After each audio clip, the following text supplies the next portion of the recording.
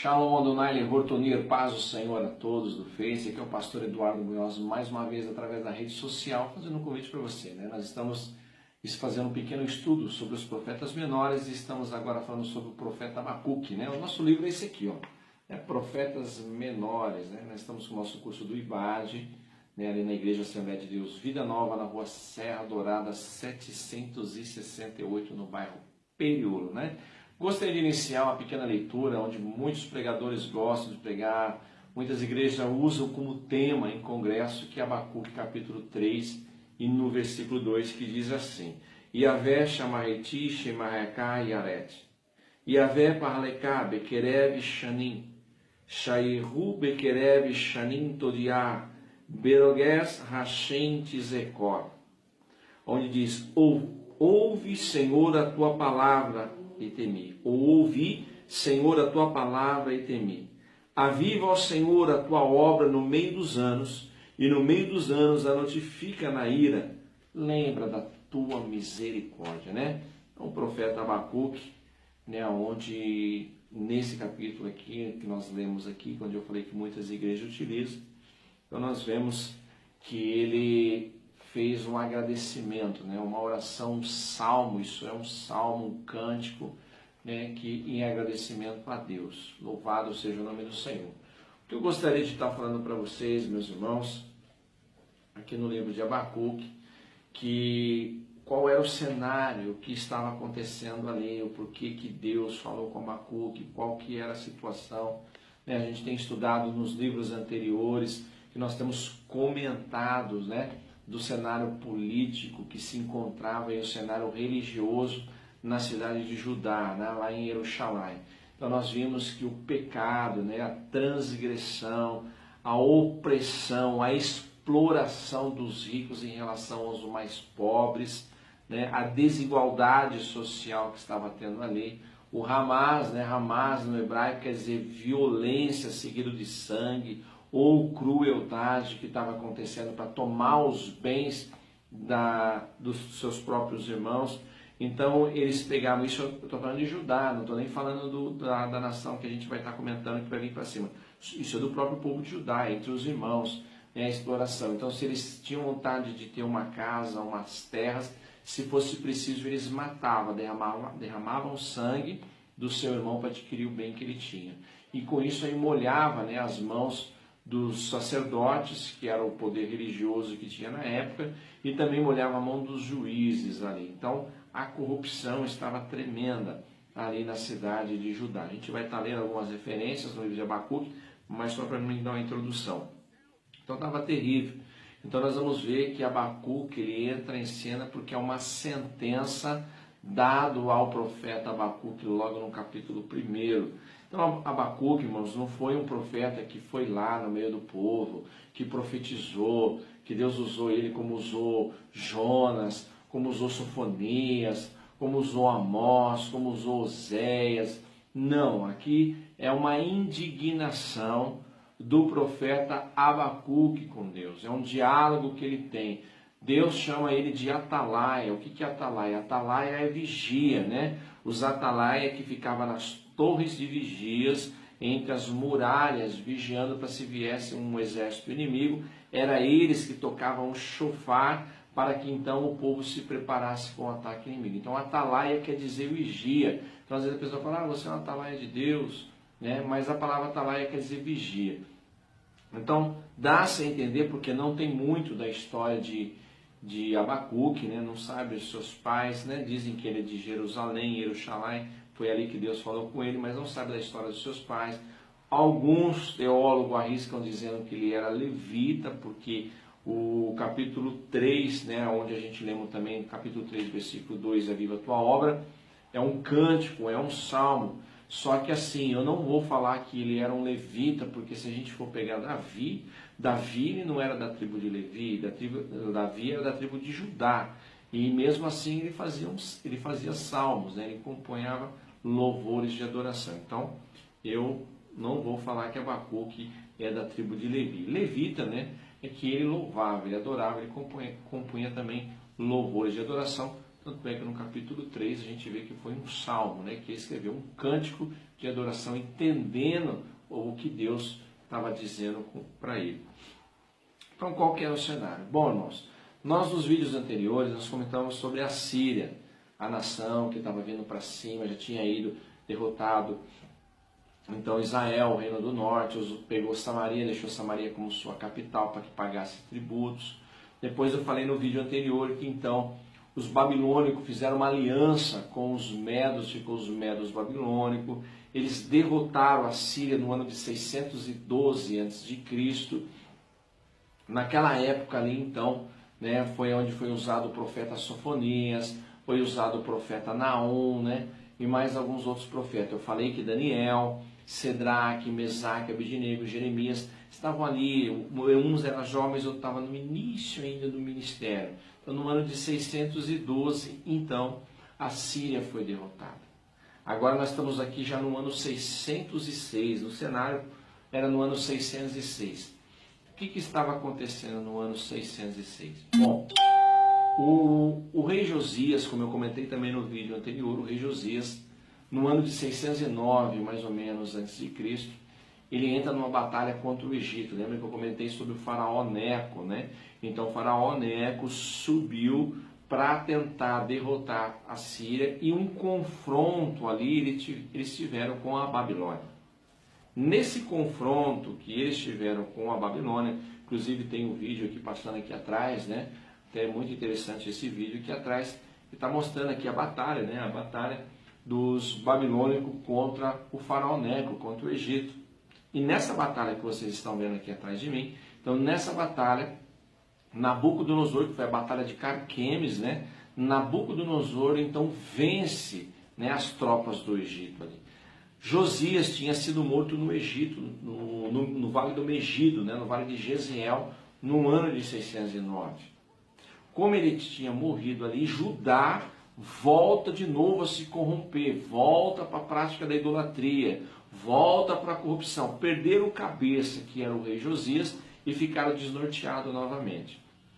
Naqui, então, nós vemos que após a morte de Josias, Faraó Neco, então, depois, tirou o rei Jeoacás do seu trono e levou cativo no Egito.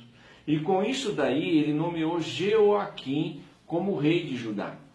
Com o seguinte acordo, que o rei Jeoaquim assumisse Judá, mas pagasse tributo, pagasse impostos para Neco ali no Egito. Com isso daí, acendeu a fúria de Babilônia. E é claro que Jeoaquim estava usando de malandragem. O que Jeoaquim estava fazendo? Ao mesmo tempo que ele estava com o Egito, ele também estava pagando tributo, ou seja, estava agindo pelas costas de Neco, trabalhando para os babilônios. Então ele estava ali com um pé em Babilônia e um pé no Egito. Isso daí enfureceu esses dois reis, né?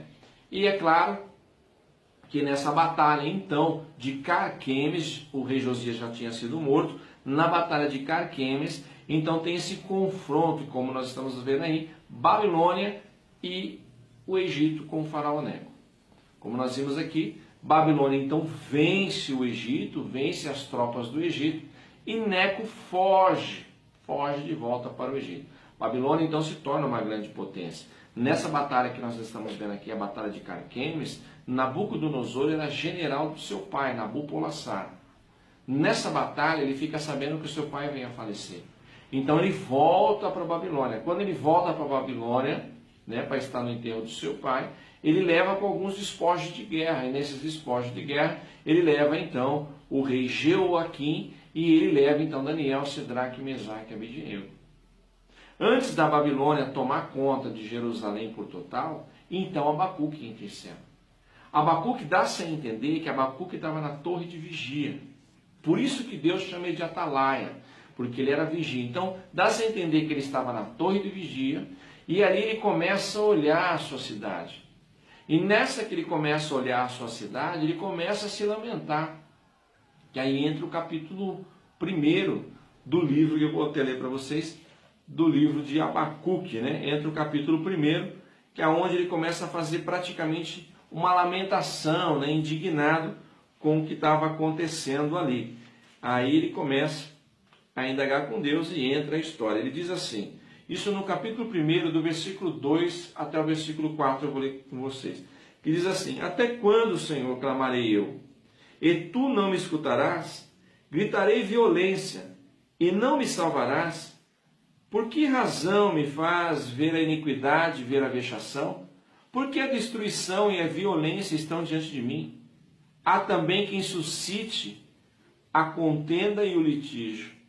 Por esta causa a lei se afrouxa, e a sentença nunca sai. Porque o ímpio cerca o justo, e sai o juízo pervertido. Aí ele diz mais, por esta causa a lei afrouxa e a sentença nunca sai, porque o ímpio cerca o justo e sai o juízo, ao pervertido. Por que ele está falando isso? O que estava acontecendo?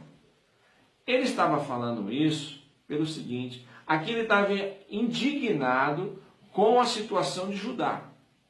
Então ele olha para Judá, nesse momento, e ele começa a conversar com Deus. Fala, Senhor, o Senhor é Deus, o Senhor é o justo juiz, o Senhor é o todo-poderoso. Por que que o Senhor permite os maus prevalecer em cima do justo? O Senhor não está vendo o nosso povo, o Senhor não está vendo a nossa necessidade, o que está acontecendo?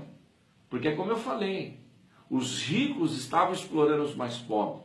Eles estavam tomando as terras dos mais pobres, dos que não tinham condição de vencer na justiça. Porque eles molhavam a mão dos juízes e molhavam a mão do sacerdote. Então, com isso daí, ele estava vendo também que estava tendo muitas pessoas que estavam abandonando seus filhos. Tinha muitos órfãos, muitas viúvas. O sacerdote não estava nem aí, sendo que era a lei que eles tinham que amparar, né? Nós estávamos vendo aqui também pela lei que os filhos tinham obrigação pela lei de cuidar dos seus pais e eles não estavam nem aí. Eles molhavam a mão do sacerdote e o sacerdote fazia aquela oração fajuta, livrando ele do peso dessa lei. Então aqui estava tendo muita corrupção, muita desigualdade social em Judá. Então Abacuque, olhando aquilo ali, olhando aquela situação, então ele começa a indagar a Deus. Então aqui não é uma profecia. Abacuque não está profetizando para o povo. Aqui Abacuque está desabafando. O que eu acho interessante é que o nome de Abacuque, na língua acádia, quer dizer abacoco. Abacoco quer dizer uma planta com aroma, uma planta cheirosa, aromatizante. Só que no hebraico quer dizer avak. Havak ou abak, que quer dizer abraço ou abraçar. Quando o Abacuque indagou a Deus, se lamentando com ele, falando de Judá, é como se ele dissesse, Senhor, o povo está todo perdido, o povo está como pastor sem ovelha, o povo está corrompido, ou seja, Senhor, o povo está precisando de um abraço. O povo quer um abraço de Ti, Senhor. O Senhor parece que deu as costas para nós, o Senhor não está nos vendo, o Senhor não está vendo a situação do que está acontecendo e o povo precisa de um abraço. Por isso que o nome de Abacuque quer dizer abraço ou abraçar. Era a situação, então ele indaga a Deus, ele começa a falar da situação de Judá, o que estava acontecendo. Só que aí então, Deus vai responder para ele, que a gente vai ver na história, que Deus está suscitando, ou seja, está levantando a nação da Babilônia, que viria como vara de correção para Judá. É claro que nós vamos ver que quando ele vê que Deus fala que usaria a Babilônia como vara de correção, aí que ele fica indignado, aí ele começa a indagar a Deus, por que Deus vai usar o povo ímpio? Por que Deus vai usar uma nação perversa, uma nação que não tem misericórdia, uma nação que não teme a Deus, uma nação que adora ídolos, imagem, vai ser de vara de correção?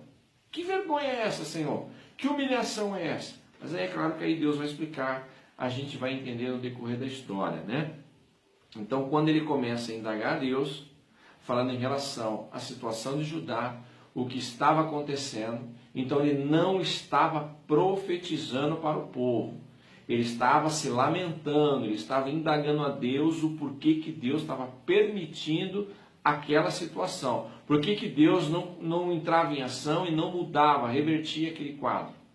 Mas aí Deus tinha algo para fazer, que é o que nós vamos continuar lendo aqui. Louvado seja o nome do Senhor, né? A gente vai ver, porque quando ele fala de violência, violência no hebraico quer dizer Hamas, né? Hamas quer dizer violência seguida de sangue ou crueldade. Quando fala mãos com Hamas, né? Mãos cheias de Hamas, mãos cheias de sangue, né? Então uma violência muito grande, o sacerdote não estava nem aí. Então interessante que aqui no Abacuque capítulo 1, versículos 6 e 11 diz também assim: horrível e terrível é dela mesma, sairá o seu juízo e a sua grandeza, os seus cavalos são mais ligeiros do que os leopardos, e mais perspicazes do que os lobos da tarde. Os seus cavaleiros aparem-se toda a parte. Sim, os seus cavaleiros virão de longe, voarão como águias que se apressam à comida. Eles todos virão com violência, o seu rosto buscará o oriente, e eles congregarão os cativos como areia. Escarnecerão dos reis e dos príncipes, e farão zombarias. Eles rirão de todas as fortalezas, porque amontoando terra as tomarão. Então passarão como um vento e pisarão, e se farão culpados, atribuindo este poder ao seu Deus. Então ele está falando assim: Senhor, o Senhor está levantando uma nação que adora ídolos, uma nação que tem outros deuses, uma nação perversa para ser de vara de correção para nós. Mas aí eles vão dar glória para o Deus deles. Isso aí não é justo, isso que o Senhor está fazendo. Então ele começa a indagar a Deus, por isso aí ele se lamenta, fala assim: não és tu desde sempre o Senhor, meu Deus, meu santo? Nós não morreremos, ó Senhor, para juízo? Ou puseste tu, ó rocha, ou fundaste para castigar? Tu és tão puro de olhos que não podes ver o mal, e a vexação não podes contemplar, porque pois olhas para o que procedem aleivosamente, e te calas quando o ímpio devora aquele que é mais justo do que ele, e farias os homens como peixes do mar, como os répteis que não tem quem governe. Então aqui Abacuque, ele faz um clamor a Deus, indagando a Deus: por que, Senhor? O Senhor vai usar como vara de correção um povo ímpio? Por que o Senhor vai usar os babilônicos que não têm misericórdia, que são um povo perverso, são um povo bárbaro, são um povo que usa requintes de crueldade nas suas conquistas, são um povo que adora Marduk, né, como seu Deus? Por que o Senhor vai permitir isso? Porque ele não estava entendendo e também não estava aceitando essa situação. Ele não estava aceitando a situação do povo de Deus, o povo da promessa, ser corrigido por um povo ímpio, né? Um povo idólatra, um povo bárbaro e perverso. Mas aí Deus vai então fazer com que ele entenda, né? Que ele conheça o porquê dessa situação que Deus estava utilizando eles.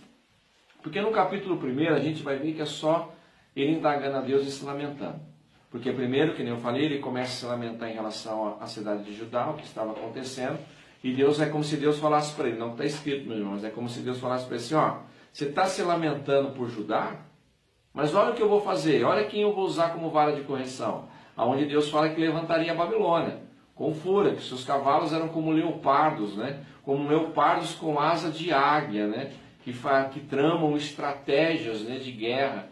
E as suas conquistas são certeiras, são como animais velozes, né? Ferozes também, que devoram a sua presa e não se cansam nas suas conquistas, né? Então aqui estava falando, então aqui ele temeu, né? Ele temeu e também ficou indignado, porque ele conhecia a Babilônia e era um povo ímpio que seria de correção. Mas aí no capítulo 2, nós vamos ver que então Deus começa a falar com ele para que ele venha entender o que ia acontecer.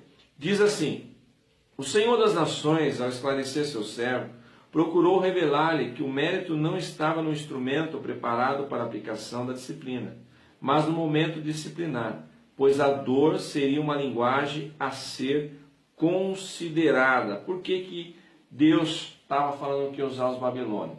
Porque muitas vezes é através da dor e da angústia que o povo se volta para Deus. Como eu estava falando hoje na igreja, é muito difícil uma pessoa falar assim: olha, pastor, eu vou levantar uma campanha de 21 dias de jejum, por causa que Deus me abençoou, Deus me deu um carro, Deus me deu uma casa, Deus me deu um salário bom, então eu quero fazer uma campanha de 21 dias de jejum. Ninguém faz isso. As pessoas levantam campanha de jejum quando a situação está difícil, quando estão sendo humilhadas, quando estão desempregados, quando tem um filho ou alguém no hospital que os médicos falaram que não tem mais jeito, quando está com um casamento destruído, com a vida totalmente distorcida, quando os filhos estão nas drogas, aí sim eles procuram a Deus para fazer uma campanha de jejum. Então Deus estava falando assim, ó, é através da dor que o povo se volta para mim. Infelizmente, é através da angústia que o povo então se volta e reconhece que eu sou Deus na vida deles. Então é desse meio que eu vou tratar deles, para que eles entendam que eu sou Deus na vida deles. Que através da dor, aí eles vão ver, eles vão ter um momento de reflexão e entender quem é o Deus que eles servem. Porque até então, o Deus que eles estão servindo são Deus de madeira, são Deus de pau que não tem vida nenhuma, são Deus de pedra, confeccionado pelo homem, são banhados de ouro e de prata, mas dentro deles são vazios. E eu não, eu sou o Deus das nações, eu sou o Deus da guerra, né? O Adonai de Savaote, que tem todo o poder. Então aqui diz assim, isso é Abacuque capítulo 2, versículo 1. Sobre a minha guarda, isso é Deus então dando a resposta para Abacuque. Abacuque se lamentou no capítulo 1. Aí no capítulo 2, então Deus entra em ação e fala com ele, diz assim, sobre a minha guarda estarei, e sobre a fortaleza me apresentarei, e vigiarei para ver que fala comigo, e o que eu responderei quando for arguido. Então aqui Deus está falando com o próprio profeta, na linguagem de sentinela, na linguagem de atalaia, né? Então ele está falando na linguagem de atalaia o que é que ele ia fazer, que ele estaria como vigia, atento ao clamor do povo.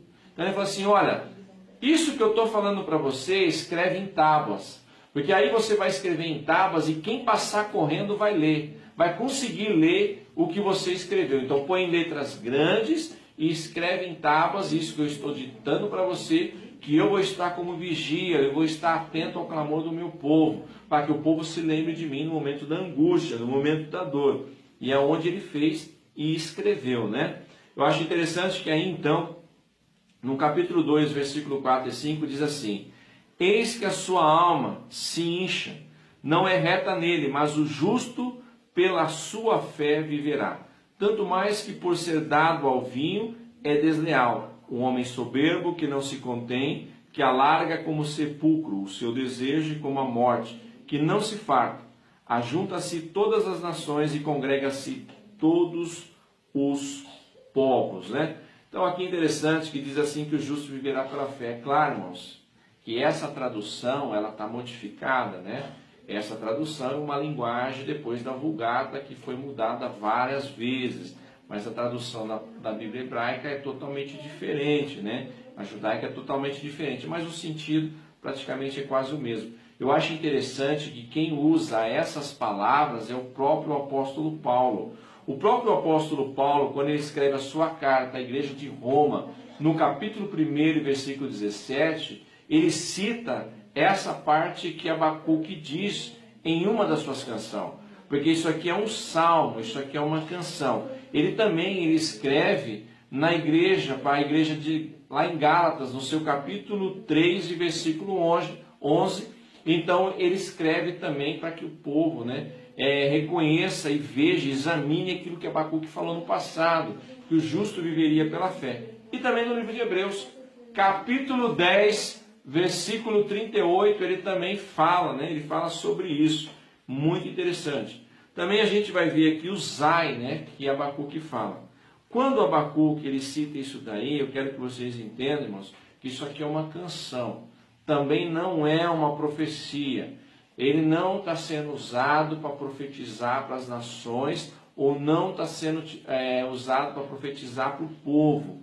Aqui ele fez uma canção, por quê? Porque segundo ele começou a se lamentar no seu capítulo 1, e Deus começou a mostrar em visão e falar com ele no que iria acontecer, então ele começa a compreender e entender o projeto e o trabalhar de Deus. Então quando ele começa a compreender e ver que não tem maneira, não tem para onde fugir, não tem para onde correr, é como se ele fechasse os olhos e mergulhasse na luta. Assim, eu sei que eu vou passar por isso, não tem para onde correr. Porque a sentença para Judá já tinha sido decretada desde a época do rei Manassés. Lembra do rei Manassés, o filho de Ezequias? O rei Manassés fez tudo que era mal diante dos olhos do Senhor. Foi o rei Manassés que edificou de novo os altares. Foi o rei Manassés que mandou prender o profeta Isaías e mandou serrar ele no meio. Foi o profeta Manassés que pegou seus filhos e ofereceu como holocausto, queimando para o deus Moloque. Foi Manassés. Quando ele fez isso, então Deus decretou uma sentença para Judá. E nessa sentença não tinha como Deus tirar. Deus ele só retardou a sentença por causa do rei Josias. Porque Deus ele sempre trata com cabeça, não com cauda. Então naquela época, como Josias se levantou, como eu falei no vídeo anterior, como Josias se levantou e fez uma reforma em Judá, então Deus retardou o momento da sua ira, retardou o momento aonde ele tinha decretado a sentença para Judá. Só que aí Deus ele tinha que colocar a sentença em ação. Só que para colocar a sentença em ação, ele tinha que tirar Josias do cenário. Foi onde Josias morreu lá no Megido, na guerra com o faraó Neco. Quando Josias morreu, então aí Deus entra em ação com o seu projeto de sentença para Judá, que usaria a Babilônia como vara de correção para eles ali. Então aqui ele falou, bom, não tem jeito. O Senhor já me mostrou que os babilônicos vai vir, vai invadir, vai destruir, vai levar o povo para cativo como escravo. Nós vamos ser vassalos de Babilônia, nós que sobrevivemos. Então eu vou ter que viver pela minha fé. Então ele faz uma canção, ele fala, o justo viverá pela fé. Então ele está falando dele mesmo, da situação que ele sabia, né? Da situação que ele sabia que ia acontecer. Então ele fala, o justo viverá pela fé. Devido ao que ia acontecer, não tinha como mais voltar atrás, então ele tinha que se apegar com Deus. Porque eu acho interessante que fé para o judeu é diferente do que nós. Nós sabemos que fé é você acreditar naquilo que você não vê. Para o judeu, fé quer dizer agarrar-se, né? Ou agarrar, né? Agarrar-se ou agarrar ou agarrando. Eu acho interessante que tem uma historinha que diz assim. Um homem foi deixado no mar, no meio do mar. E ele nadou, não via margem. Ele nadou e muito cansado. Não tinha mais forças para nadar. De repente, por um milagre, ele avista uma boia. Quando ele avista aquela boia, ele tira a força do nada. Ele tira os seus últimos recursos, as suas últimas forças para nadar em direção da boia. Quando ele nada, tirando as suas últimas forças, nadando em direção da boia, quando ele chega até a boia, ele agarra aquela boia com firmeza e não solta. Isso é fé para o judeu. É você agarrar em Cristo e não soltar mais. Por mais que para você não tem mais força para lutar, se você acha que a sua luta está tão difícil que você não vai conseguir, eu quero que você tire a força do nada, e se agarre em Jesus, que Ele é o centro da sua vida. Eu tenho certeza que Ele vai te levar para a margem de novo, e você vai ser abençoado, e essa luta vai passar. Amém?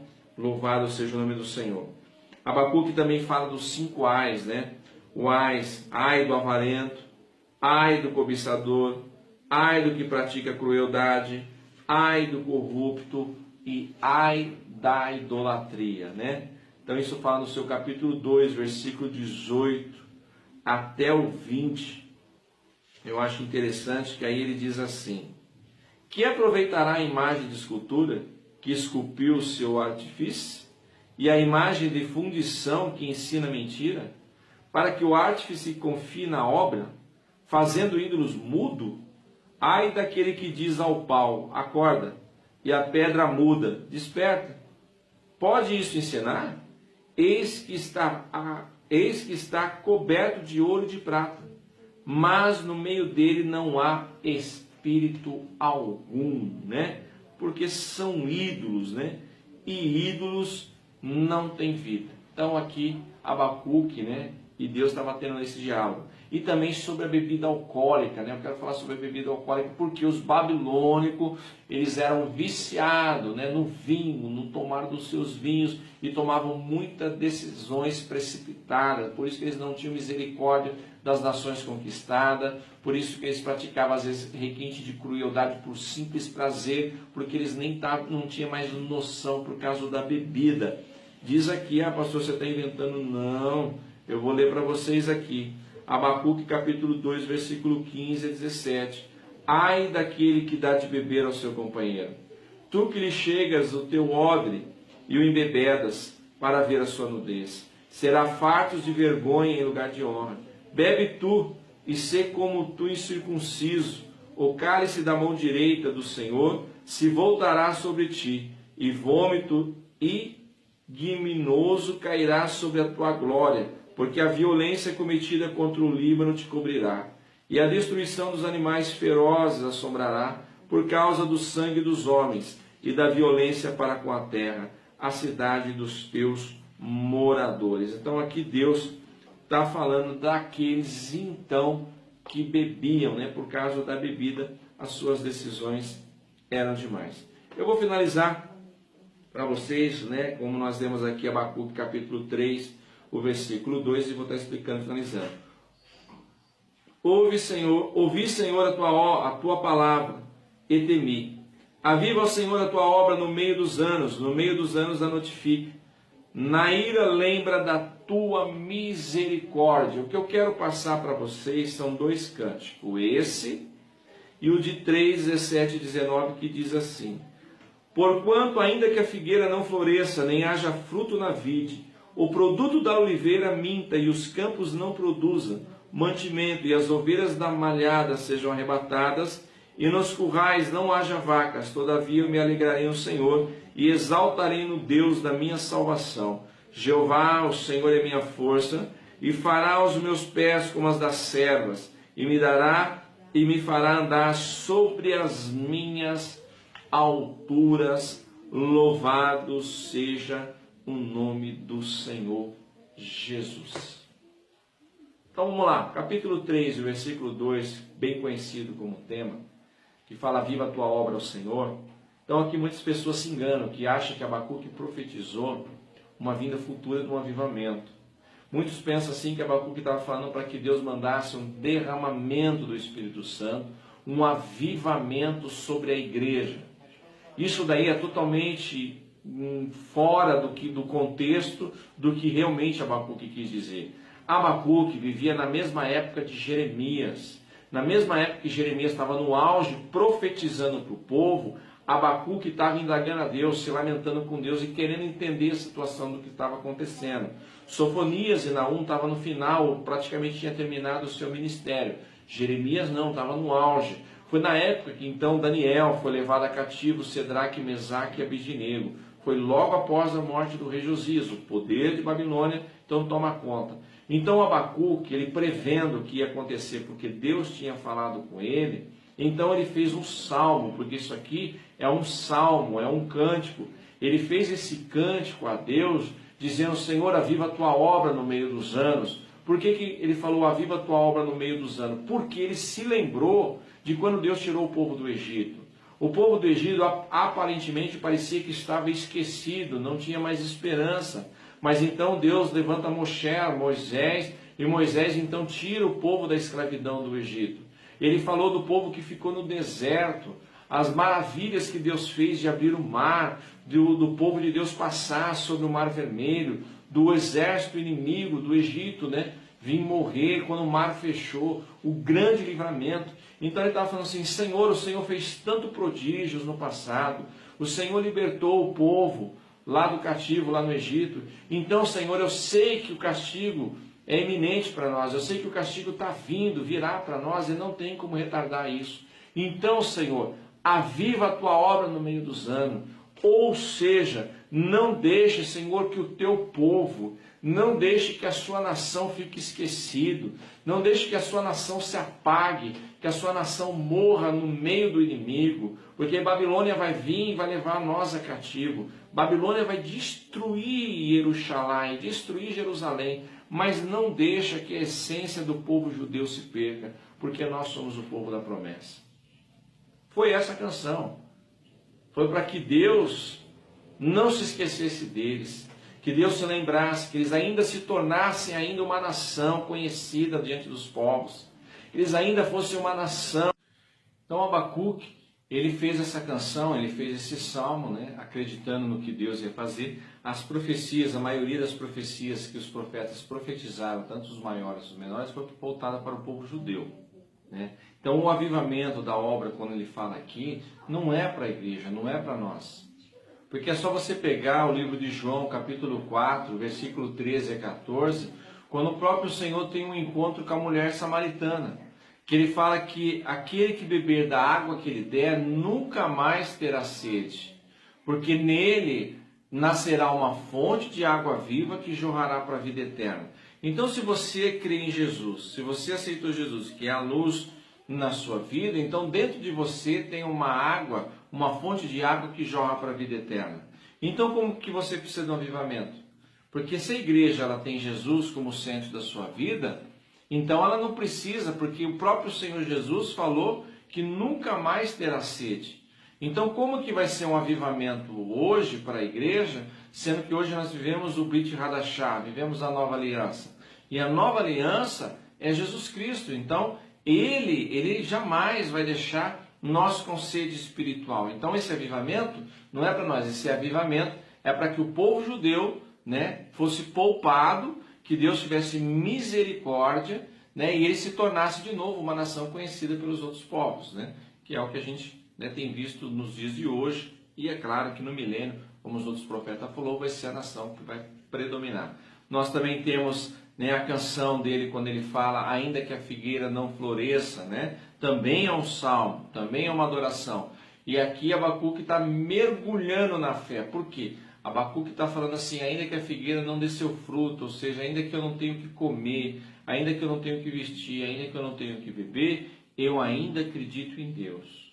Então ele está colocando a sua fé em prática, porque não tinha como correr, né? A luta viria, a dificuldade viria, já estava a sentença decretada para Judá, a Babilônia estava vindo aí, ele sabia que Babilônia ia arrasar, que ia levar eles a cativo, então não tinha escapatória. Então o negócio é mergulhar em Deus, né? Melhor acreditar em Deus, porque se nós somos justos, em meio à dificuldade e à luta que nós enfrentamos no dia a dia, eu sei que Deus vai nos poupar, né? Eu sei que Deus vai agir com misericórdia em nossa vida. Então é isso que Abacuque está falando. É claro que se você quiser um estudo mais esmiuçado sobre isso, então eu quero fazer um convite. A nossa igreja fica na rua Serra Dourada 768, no bairro Periolo, Assembleia de Deus Vida Nova. Aqui nós damos um estudo bem assim, rasinho, né? Bem pouquinho, porque na rede social é difícil de a gente prolongar mais. Mas se você quiser um estudo mais esmiuçado, então venha conosco, faz convite. Quero agradecer a Deus, né, por todos vocês estarem nos assistindo, curtindo os nossos vídeos e compartilhando. Então um grande abraço do seu pastor Eduardo Munhoz. Fique com Deus e um shalom Adonai Lehortonir. Amém?